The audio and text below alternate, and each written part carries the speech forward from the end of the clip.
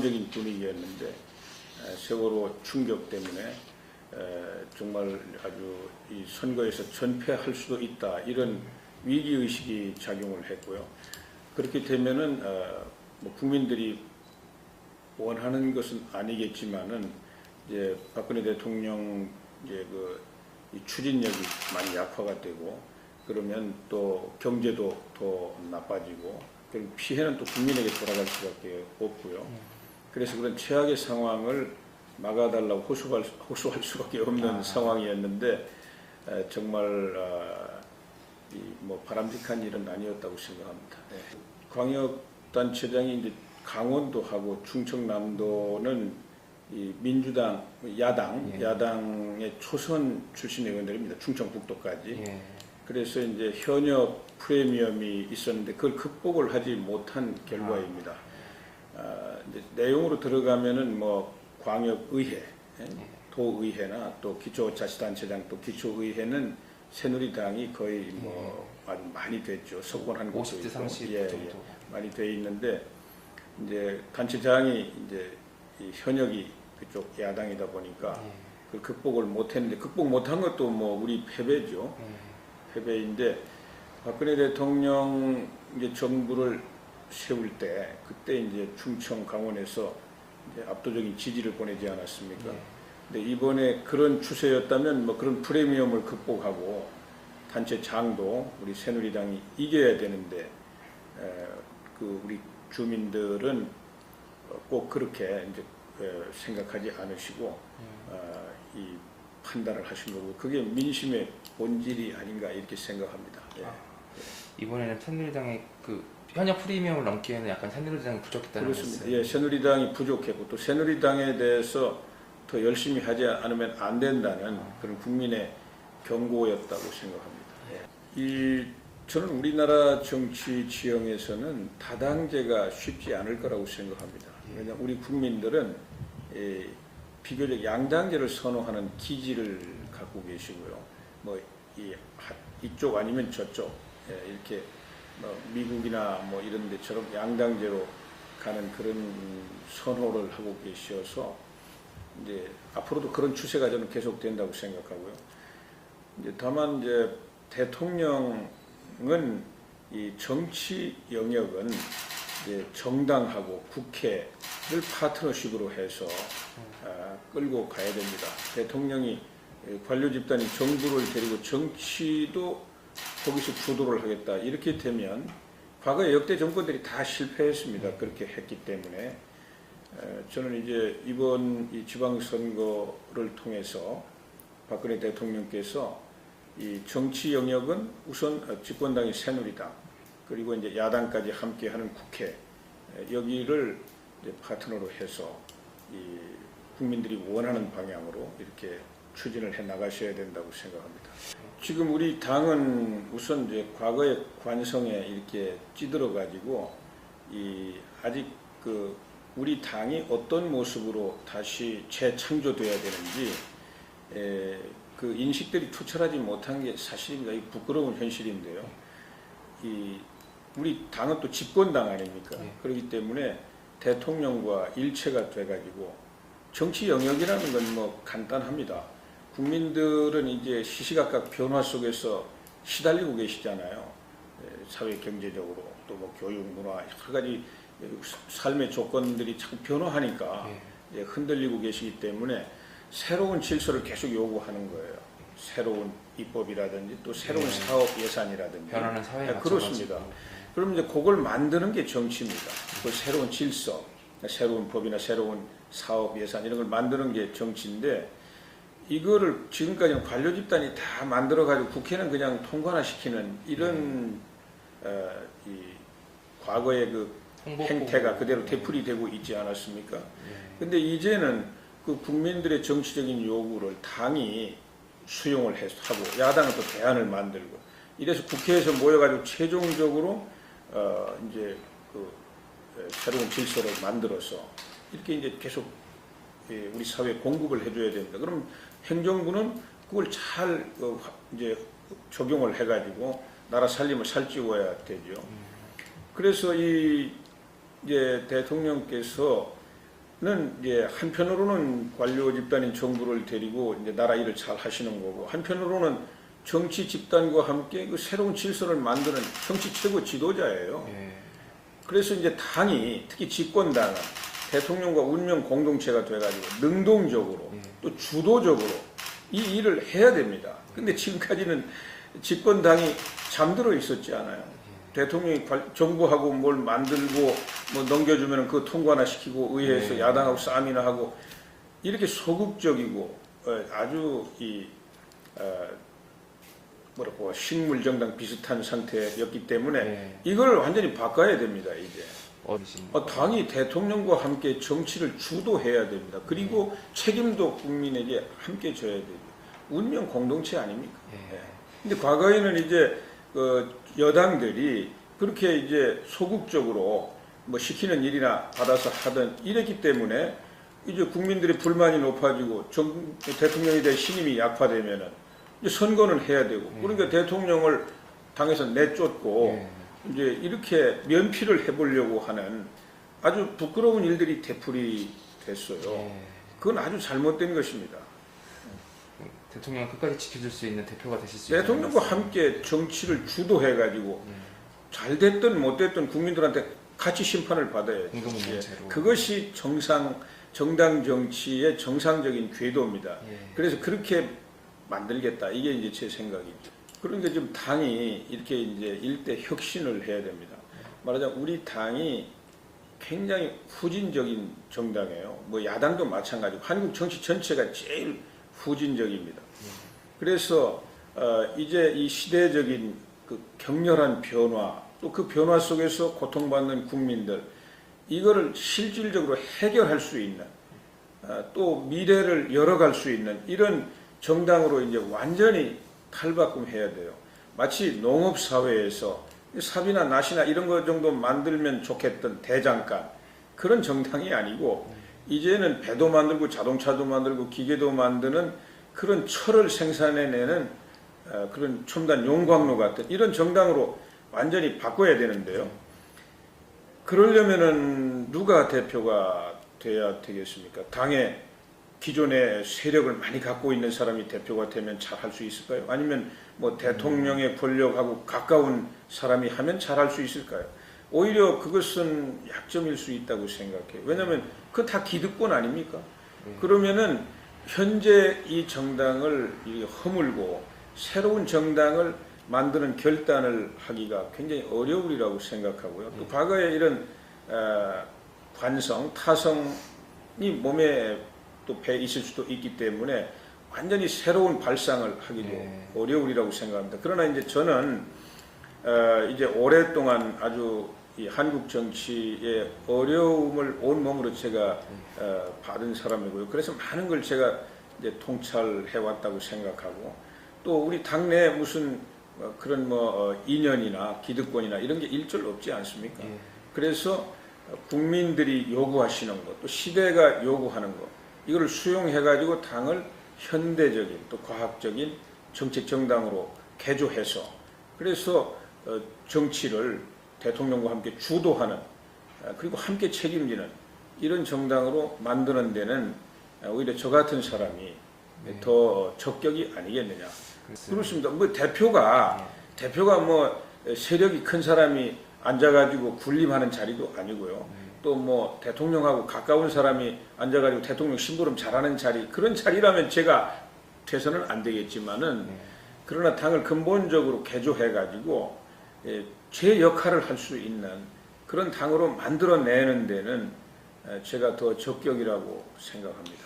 그러니까 이 후진적인 낡은 정당을 허물고 현대적인 첨단의 새로운 정당을 만들겠다는 그런 비전과 목표, 의지, 전략, 이런 걸 가지고 있는 사람이 우리 당원들도, 뭐 우리 당의 주인은 당원들 아닙니까? 당 엘리트보다는 당원들입니다. 당원들은 또 일반 국민하고 같은 정서를 갖고 계시니까 그 열망을 그대로 받들어서 그걸 가지고 당내 엘리트들 설득하고 해서 함께 손잡고 해야 되죠.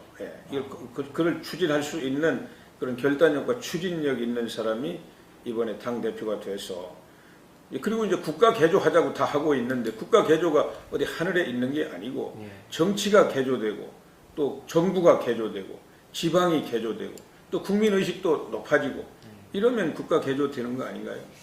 국가 전반적으로 뭐 사회 경제적으로 많이 성장을 했는데 국가를 경영하는 뭐 정부라든지 또 정치라든지 아주 낡고 후진적인 곳에 머물러 있습니다.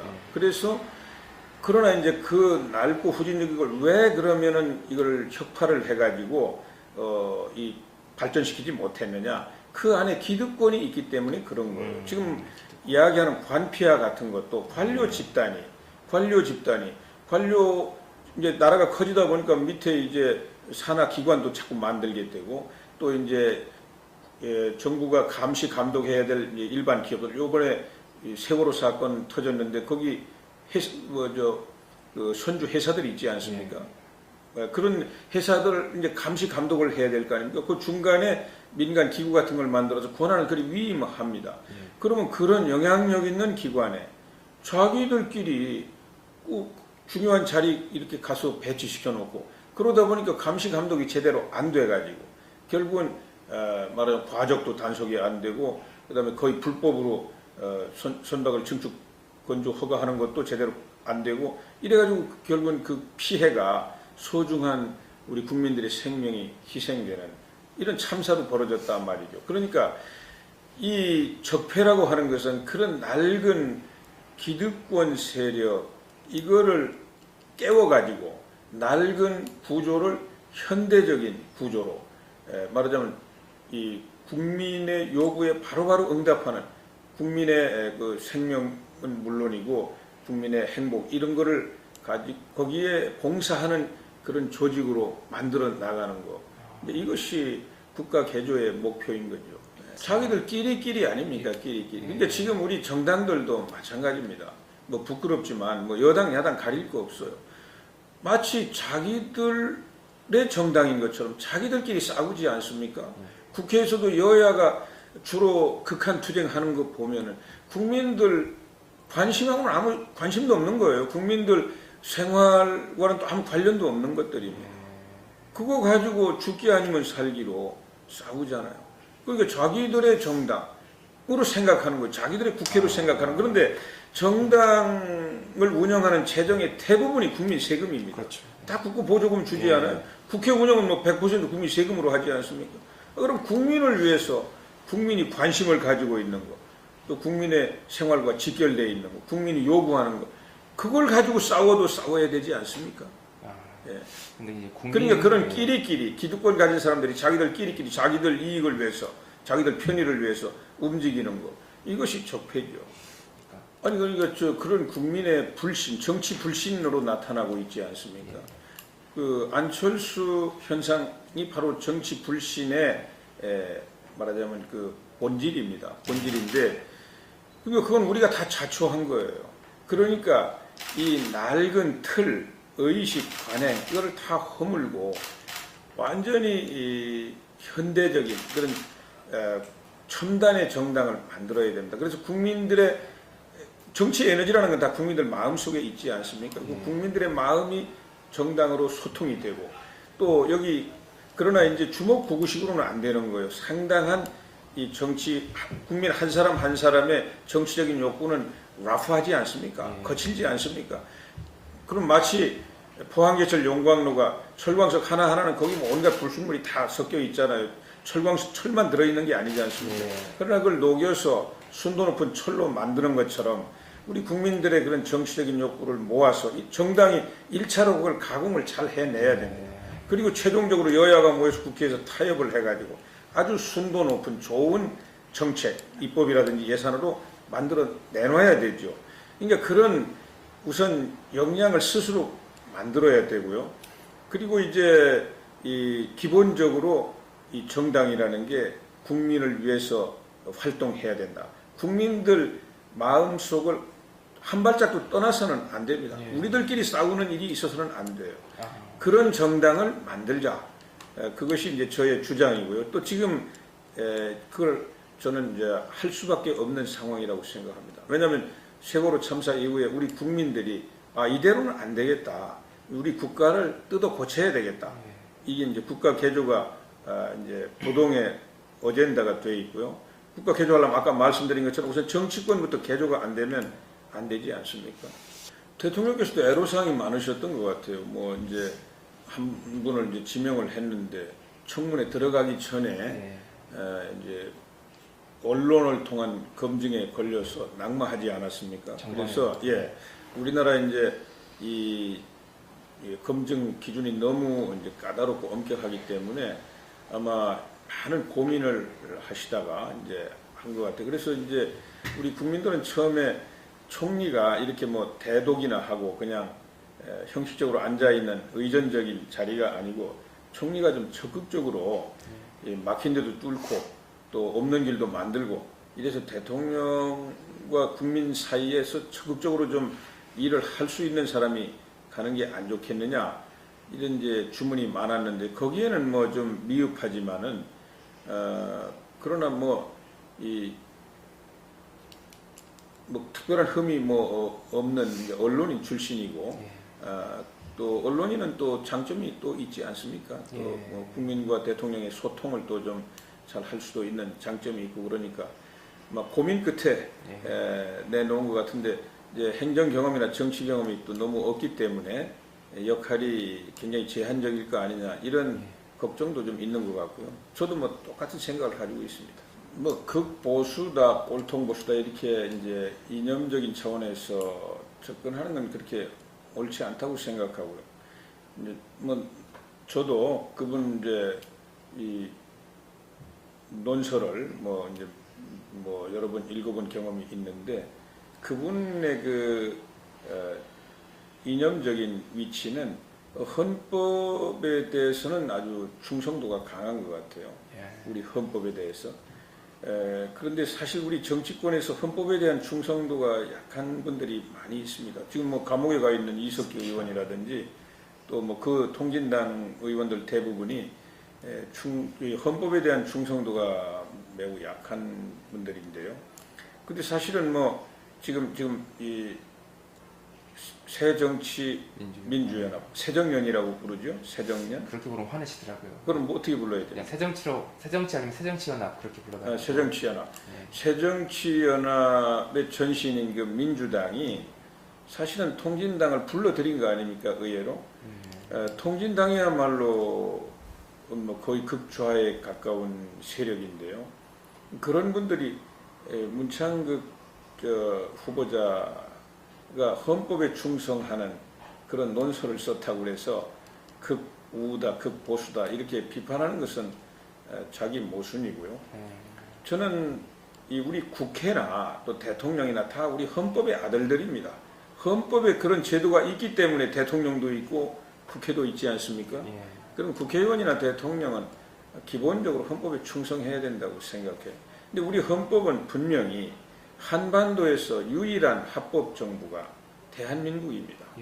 북한은 하나의 실체이고 또 우리가 또 이제 잘 평화적으로 대화하고 해서 평화적으로 통일을 이루어야 될 한 그 파트너인 건 맞지만 그러나 그 이제 유일한 합법 정부, 유일한 우리 민족 국가의 정통성은 우리 대한민국에 있고요. 또 자유민주주의와 시장경제 체제는 그 이제 민주적 기본 질서에 해당돼 가지고 이거를 부정하는 정치 세력은 용납할 수 없는 거예요, 헌법에서. 그래서 이제 그런 그 헌법적 이념에 충실한 사람을 극운이, 극보수니, 뭐 꼴통 보수니 이렇게 비난하는 것은 저는 온당하지 않다 이렇게 생각합니다. 그분은 이제 물론 외교관 출신이지만 안기부 차장인가요? 뭐 그런 경력도 있고 이 국정원장은 이제 대통령 직속으로서 이제 국가 안보를 위해서 이제 비밀 경찰 활동을 하는 책임자 아닙니까? 그래서 그건 뭐 대통령께서 이제 판단해가지고 저는 뭐 이제 그런 비밀 조직의 이제 차장도 하신 경험이 있고 하니까 무난한 인사가 아닌가 이렇게 생각합니다. NLL 그 문건 그 유출한 거하고 그 국정원 직원 감금한 거하고는 전혀 같은 성격의 사건이 아니고 예, 예. 별개 사건입니다. 그렇죠. 별개 사건이기 때문에 이건 별개 차원에서 판단해야지 뭐 이쪽은 대부분 불기소하고 저쪽은 뭐 약식기소 한 거 가지고 불평등하다. 이거는 이제 좀 너무 논리가 비약된 것 같고요. 예. 그 우선 그 NLL 문건 누출한 문제는 제가 내용을 잘 모르기 때문에 그런데 이제 정문원 의원이 청와대 그 통일 비서관 하면서 이제 알게 된 내용을 그 이후에 이제 선거 때 그걸 쟁점화하는데 한 것이 이제 보니까 뭐 그 문건을 취급하는 위치에 있었던 사람이기 때문에 뭐 이제 무혐의가 아니고 예. 이제 그 죄가 있을 수밖에 없다. 그래서 구약식을 한 것 같은데 저는 뭐 그거에 대해서 이렇게 뭐 정치적으로 해석하는 것은 좀 온당하지 않다고 보고 있고요. 다만 이제 국정원 여직원 그 이제 불법 감금 문제는 뭐 전 국민이 다 보는 앞에서 이루어졌던 일들인데요. 예.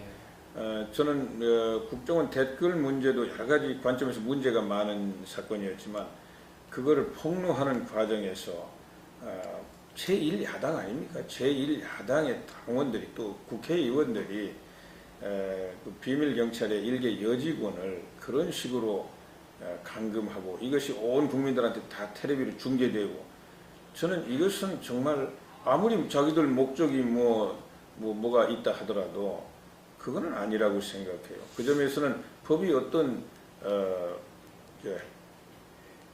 이 대답을 해야 된다고 생각합니다. 예, 우선 이번 세월호 참사로 인해서 우리 국민들께서 너무 큰 충격을 받으시고 또 아주 너무 큰 슬픔과 절망에 빠지신 데 대해서 특히 저는 뭐 오랫동안 정치한 사람으로서 정말 죄송하다는 말씀을 먼저 드립니다. 저희들이 좀 더 정치의 후진성을 벗고 정치를 우리 국민들 원하시는 대로 좀 개혁을 하고 또 그 정치가 정부를 좀 더 잘 감독을 해서 이런 참사가 일어나지 않도록 했어야 되는데 그렇게 하지 못한 데 대해서 정말 송구스럽습니다. 늦었지만 저희들이 하여튼 이번에 우선 여당부터 일대 혁신을 하면 또 야당도 따라올 거라고 생각하고요. 그럼 우리 정치권 전체가 정말 우리 국민들이 바라는 그런 생산적인 또 책임지는 이런 정치로 변할 수 있다고 저희도 믿고 있고요. 그럴 때 이제 정부 개조도 가능하다고 생각합니다. 그래서 대통령께서 지금 국민들께 약속하신 국가 개조가 성공적으로 이제 추진이 되고 우리나라가 더 안전하고 더 따뜻한 이런 사회에서 우리 국민들께서 행복을 추구하실 수 있게 된다고 믿고 열심히 하겠습니다. 우선 저부터 이번에 집권당인 새누리당의 혁명적인 변화를 위해서 꼭 불씨가 돼가지고 국민들 기대에 부응하도록 최선을 다하겠습니다. 많이 지도해 주시고 도와주시기를 바랍니다. 감사합니다.